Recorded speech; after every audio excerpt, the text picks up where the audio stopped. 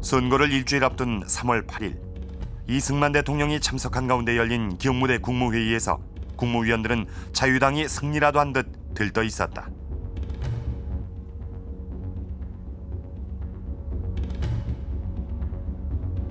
그런데 당시 국무회의록에 적힌 대화 내용을 살펴보면 선거를 둘러싸고 심상치 않은 조짐이 있었음을 알 수 있다.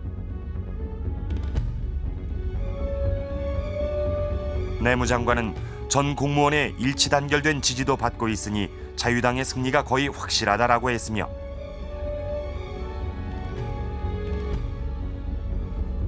최신 장관은 야당인 민주당까지 거론하고 나섰다.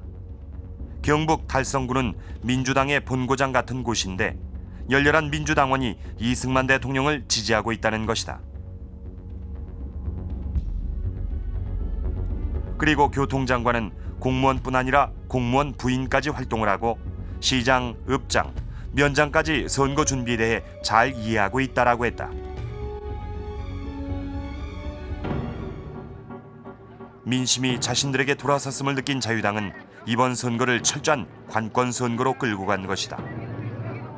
이승만 대통령의 재집권이 사실상 확정된 상태에서 문제는 이기붕과 장면, 과연 누가 부통령에 당선되는가 하는 것이었다. 이 같은 상황에서 이승만 대통령이 참석하지 않은 3월 11일 중앙청 국무회의록을 보면 부정선거 움직임이 구체적으로 드러난다. 당시 내무장관은 선거 준비에 공무원이 제2선, 제3선에 서서 나가기로 한 것이 지방에 따라선 제1선에 서게 돼서 주변 공기가 이상하니 각별한 주의를 당부하고 나선 것이다. 하지만 공무원을 통한 관권 선거 움직임에 대해 내무장관은 강요한 일이 없다며 사실을 은폐하고 나섰다.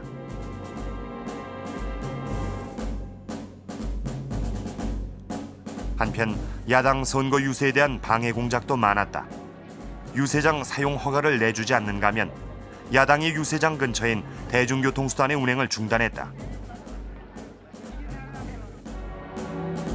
그리고 경찰의 노골적인 야당 탄압 또한 빈번해졌다. 선거전이 막바지에 접어든 3월 9일 전남 여수에선 급기야 민주당 간부가 구타, 살해당하는 사건까지 발생한다.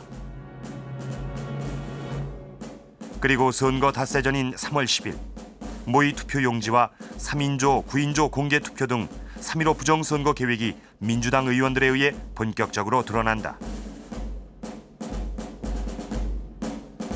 이것을 시작으로 득표 공작 강화 등 자유당 부정선거 비밀진영 문건 역시 사회적으로 폭로되기 이른다. 이처럼 자유당이 사전에 계획한 기상천외한 득표 전략들이 신문 보도를 통해 속속 드러나는 가운데 자유당 정권은 언론의 협박까지 가했던 것이다. 이 같은 소용돌이 속에서도 3월 15일 제4대 정부통령 선거는 예정대로 실시된다. 선거 거부를 둘러싸고 민주당 내에서도 선거 전날인 3월 14일 선거 불포기를 재확인하고 선거에 임한다.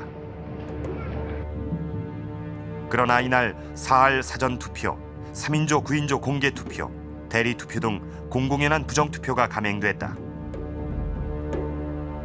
온갖 부정과 불법이 전국의 각 투표소에서 저질러진 가운데 관권과 금권이 총동원된 사상 최대의 부정선거였던 것이다. 참다 못한 민주당에선 선거 당일 선거 무효 선언을 하기에 이른다. 그리고 민주당 마산시 지부에선 부정선거를 외치며 오전부터 가두 시위를 벌였다. 그리고 시민과 학생들이 시위대에 가담, 경찰과 충돌하면서 사태는 걷잡을 수 없게 번졌다.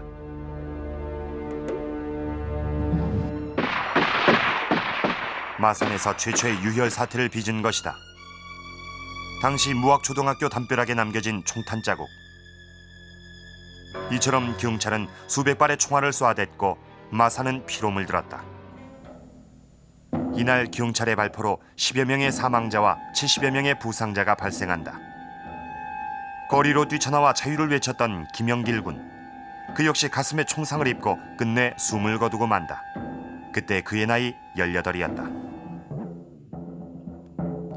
그러나 자유당 정권은 아무 일도 없었다는 듯 야당의 선거 무효 주장에 대해 무효 선언을 할 자격이 없다며 일축했다. 그리고 온갖 부정투표 작전으로도 안심할 수 없었던 자유당은 득표 수까지 조작하는 개표 부정을 자행한다. 그 결과 자유당 정권은 이승만 92%, 이기붕 78%라는 압도적인 승리를 얻게 된다. 3월 17일 3.15 부정선거 이후 처음으로 국무회의가 열렸다. 그런데 이날 회의는 유혈로 얼룩진 마산 사태에 대한 언급 없이 선거 승리에 대한 이승만 대통령의 격려사로만 이어졌다.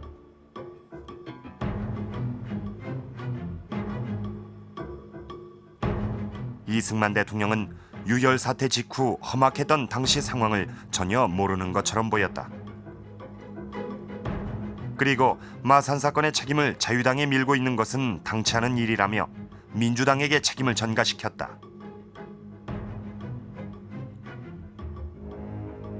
이처럼 이승만 대통령을 포함한 자유당 정권과 민심 사이에는 이미 돌이킬 수 없었던 엄청난 괴리가 존재하고 있었던 것이다.